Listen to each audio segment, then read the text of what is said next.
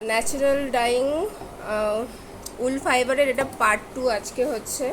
আমরা গতকাল 60 গ্রাম বনজিসটাকে 600 গ্রাম জলের মধ্যে ভিজিয়ে রেখেছিলাম।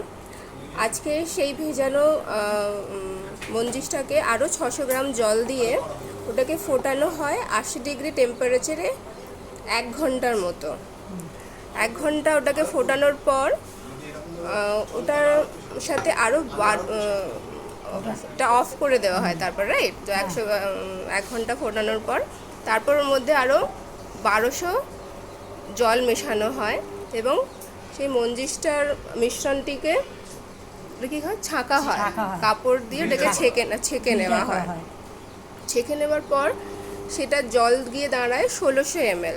অর্থাৎ আমরা যে 1200 ml জলে ওটাকে এক্সট্রাক্ট করেছিলাম তার মধ্যে 800 গ্রাম জল মনে হয় বয়লিং করার সময় সেটা ভেপার হয়ে গেছে। তো 1600 ml জল দাঁড়াচ্ছে। 1600 ml জলকে আমরা আরও 400 ml জল মিশিয়ে ওটাকে 2 লিটার করা হয়েছে। 2 লিটার জল এই জন্য নেওয়া হয়েছে বিকজ উল ফাইবারটা যেটা আমরা মডার্নিং করেছিলাম সেটার ওয়েট ছিল 100 গ্রাম। 100 গ্রাম উলের জন্য 1:20 রেশিওতে জল নেওয়া হচ্ছে। তো ওটা 100 গ্রাম ফাইবার আছে, যেটা এই ফাইবার, এটাতে 2 লিটার জল নেওয়া হলো। 2 লিটার জল মানে মঞ্জিসটার যেটা এক্সট্রাক্ট বেরোলো সেটা।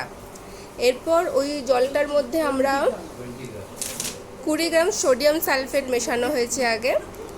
সোডিয়াম সালফেট 20 গ্রাম মেশানোর পর সোডিয়াম সালফেট মেশানো হয়েছে রঙটা যাতে ফাইবারের মধ্যে ঢুকতে পারে, সেই জন্য সোডিয়াম সালফেটটা ব্যবহার করা হয়েছে এখানটাতে।